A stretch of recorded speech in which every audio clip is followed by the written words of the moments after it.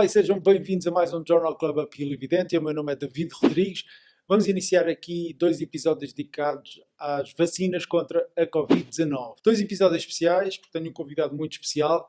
O Sr. Professor Manuel Carmo Gomes aceitou o desafio e vai acompanhar-nos nestes 2 episódios. Desde já o nosso obrigado.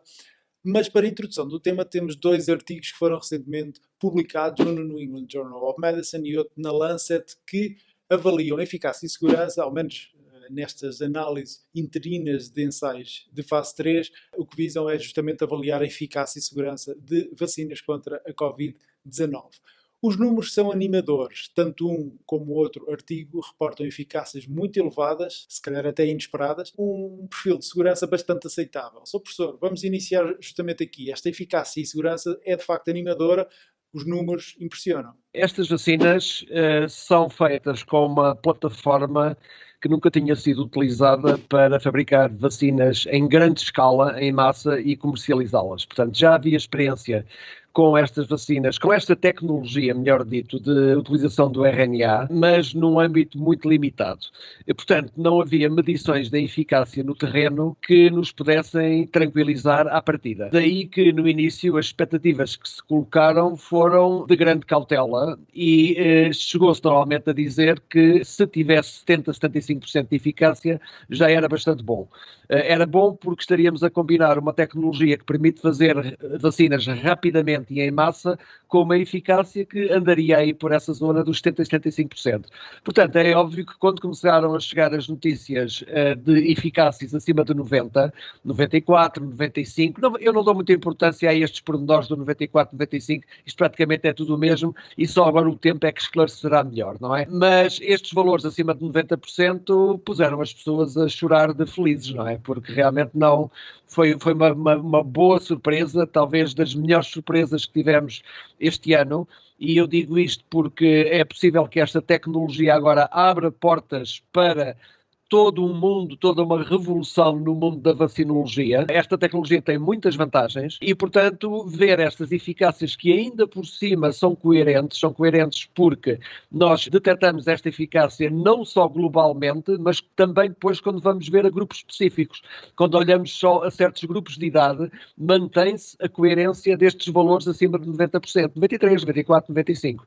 E também o facto de termos 2 companhias separadas a trabalhar com a mesma tecnologia que aponta para valores idênticos é bastante confortante. Portanto, podemos dizer que ainda é cedo quando olhamos a uma companhia só e olhamos globalmente, mas se nós virmos a floresta toda, as coisas batem certo, são coerentes e, portanto, é um resultado extremamente animador.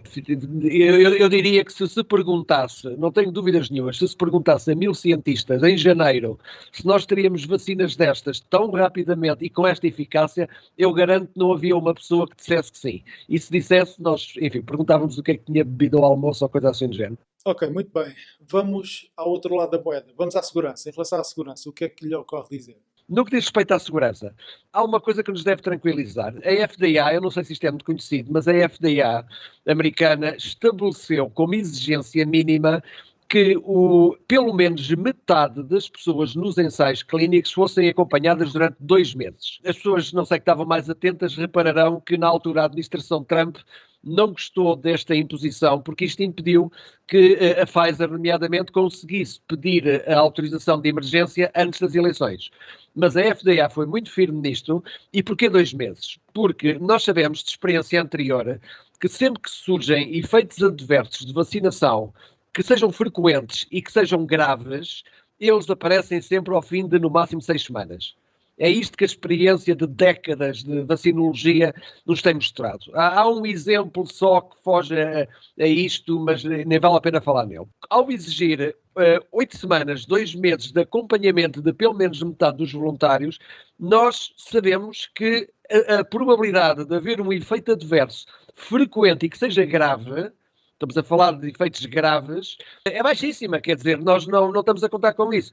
É evidente que não podemos excluir os outros 2 grupos de efeitos adversos. O primeiro grupo são os efeitos ligeiros, aquela temperatura baixa que dura 1 dia ou 2, a dor no braço, os arrepios, o cansaço, as dores articulares, as dores musculares. todas as pessoas têm dito que ao fim de 2, 3 dias no máximo isto desaparece e estão como estavam antes. E o outro tipo de... Mas estes, repare, isto são efeitos frequentes, mas pouco graves. Isto é o sistema imunitário a dizer está aqui uma coisa estranha e eu estou a reagir. Há um imunologista americano que eu acho muita graça porque ele diz que o sistema imunitário precisava de um bom gabinete de relações públicas, porque o sistema imunitário comunica connosco desta maneira. Põe-nos com febre, etc. O outro grupo de efeitos adversos, que são muito graves, mas que são muito raros também, esses, lamento, mas só quando a vacina começar a ser dada a milhões de pessoas, é que isso é possível. Esses efeitos adversos não surgem sempre em todas as vacinas. Quando surgem, são coisas da ordem de uma pessoa em 1 milhão, ou uma pessoa em 2 milhões. Portanto, é óbvio que em ensaios clínicos onde se acompanham 20 mil ou 30 mil pessoas, isto não se consegue apanhar. Portanto, isto só o tempo dirá. Mas eu devo dizer que qualquer medicamento tem este problema. Portanto, não se fazem ensaios com milhões de pessoas, não é execuível. Eventos que, diga, são expectáveis que aconteça quando se fazem ensaios ou quando se aplicam recomendações ou intervenções médicas a milhões de pessoas e, portanto, são expectáveis. Vão acontecer reações alérgicas sérias e graves, o que não quer dizer que seja diretamente causadas pela vacina, mas têm de ser reportadas e vamos ver notícias nesse sentido, sem dúvida. É possível que isso aconteça, ainda não sabemos. Agora, eu gostaria de separar esse tipo de situações daquilo que aconteceu no Reino Unido àqueles 2 profissionais de saúde que foram vacinados e tiveram essa reação. Essas pessoas são pessoas especiais que sabem que estão numa situação de fragilidade quando são vacinadas. Eram pessoas que transportavam autoinjetores de adrenalina, portanto, são pessoas que têm reações alérgicas que eles sabiam que tinham e, portanto, não é dessas que estamos a falar, desse tipo de pessoas, de imunossuprimidos, de pessoas que têm condições clínicas que são conhecidas. Podem acontecer estas coisas e nós aqui em Portugal, por exemplo, recomendamos que as pessoas que estão nessas circunstâncias consultem o seu médico assistente, tomem uma decisão e se decidirem ser vacinadas, que o façam em meio hospitalar para terem imediatamente assistência. Agora, o que estamos a falar é de pessoas que podem ter uma reação muito adversa, completamente inesperada, que normalmente são pessoas que se julgariam saudáveis e em que isso pode acontecer. Não sabemos se isso vai acontecer. Portanto, em termos de segurança, nós estamos dentro do mundo habitual das vacinas.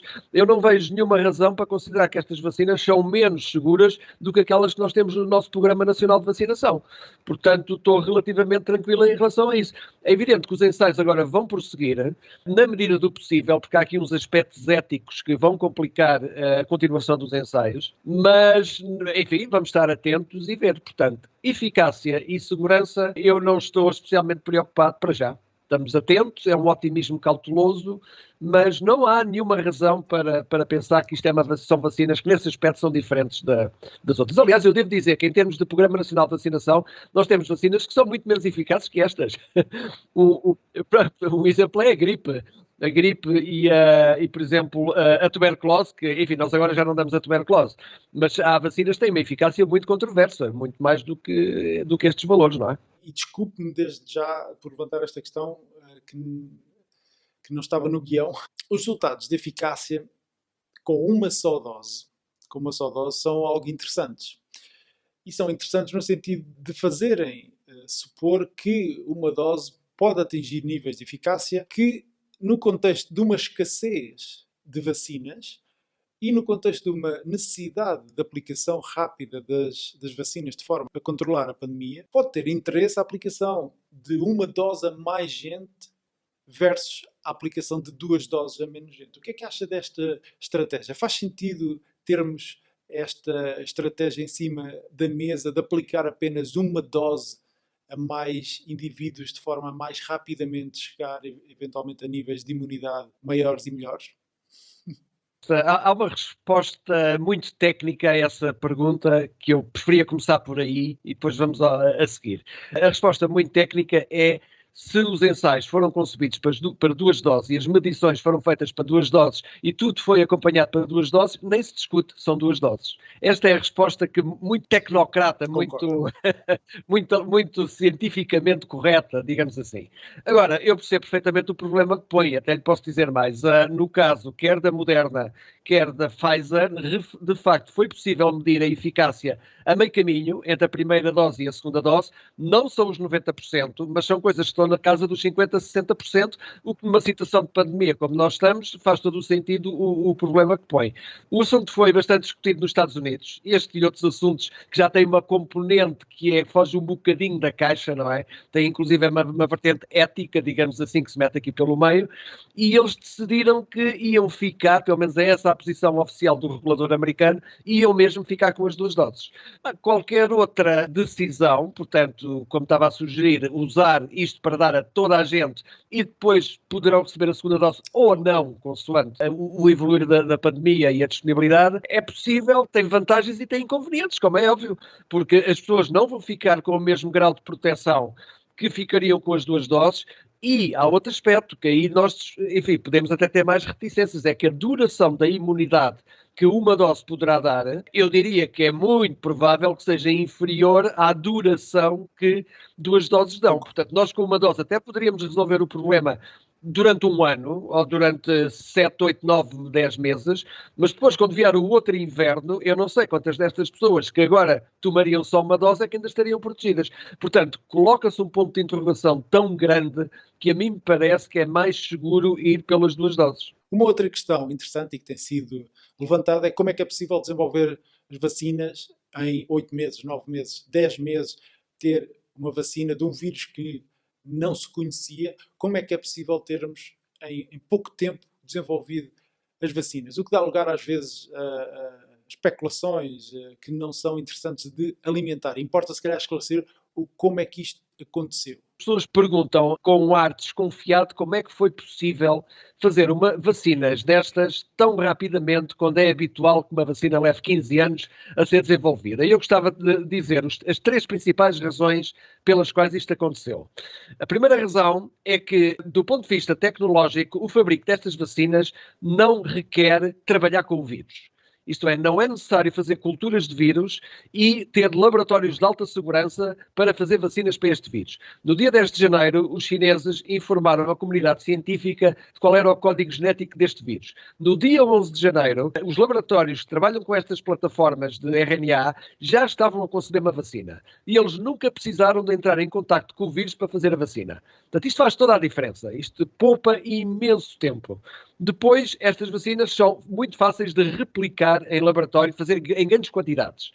Essa é a primeira razão. A segunda razão foi um passo de gigante para acelerar o fabrico destas vacinas. Esse passo foi o financiamento das empresas farmacêuticas por várias entidades, quer europeias, quer americanas, que fizeram aquilo que se chama financiamento de alto risco. E o financiamento é isto, é garantir às farmacêuticas que podem fabricar, primeiro desenvolver a vacina, fazer o ensaio, começar logo a fabricar milhões de doses, garantidamente, mesmo que não saibam se a vacina vai ser aprovada. Isto poupa anos, porque não há nenhuma empresa farmacêutica que se meta a fazer uma coisa destas. Eles só começam a fabricar vacinas, e até digo mais, a fabricar a fábrica que vai fazer as vacinas, porque normalmente não é possível converter uma fábrica noutra. Quando se desenvolve uma vacina, em geral faz-se uma fábrica de raiz para aquela vacina. E eles só se metem a fazer isso depois dos ensaios terem acabado, depois de terem as autorizações todas. Porque senão estão a correr um risco muito alto, como é óbvio. Ora, neste caso, garantiu-se. Vocês podem começar já a fabricar. Se tivermos que desistir da vacina, desistimos, perdemos milhões de euros ou de dólares e não há problema nenhum. Foi isso que aconteceu agora na Austrália, onde o governo australiano tinha investido numa vacina e eles chegaram à conclusão que aquilo não ia funcionar e, enfim, foram milhões de dólares australianos que foram ao ar. Portanto, isto fez toda a diferença. Finalmente, terceira componente da rapidez. Quando uma farmacêutica apresenta um candidato à vacina e começa os ensaios e acompanha durante anos, não informa os reguladores como a FDA, a EMA, o nosso Infarmed, etc., não informa do que é que está a fazer, senão no fim. Então, na parte final, é que então eles dão a documentação toda, detalhada, e isto tem muito a ver com a matéria-prima, com as condições de qualidade de fabrico, com a tecnologia de fabrico, passa por muita coisa que não tem a ver só com eficácia e segurança. E só nessa altura é que o regulador começa a olhar para essa pilha enorme de documentação.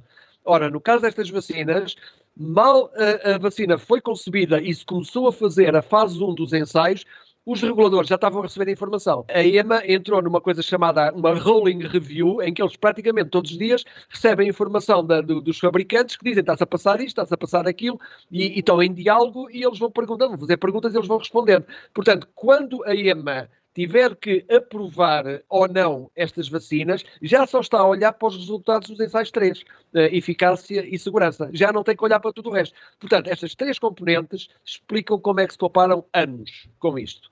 Sem dúvida. E, portanto, isto não cai do céu, isto cai, de facto, isto é fruto do trabalho de muitas décadas, de pessoas que estavam, de facto, orientadas e prontas a dar uma resposta a esta situação, como se viu em tão pouco tempo. E as próprias agências adaptaram os seus timings a dar respostas mais rápidas e, obviamente, houve financiamento e, por isso, isto acontece em tão pouco tempo. Bem, vamos interromper este episódio que já vai algo longo, está muito, muito interessante.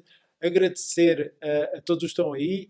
Não percam o segundo episódio, onde vamos falar do impacto, da utilidade das vacinas no controle da pandemia e o que é que vai mudar na nossa vida e o que é que se pode esperar de 2021. Não percam o próximo episódio, vem já de seguida.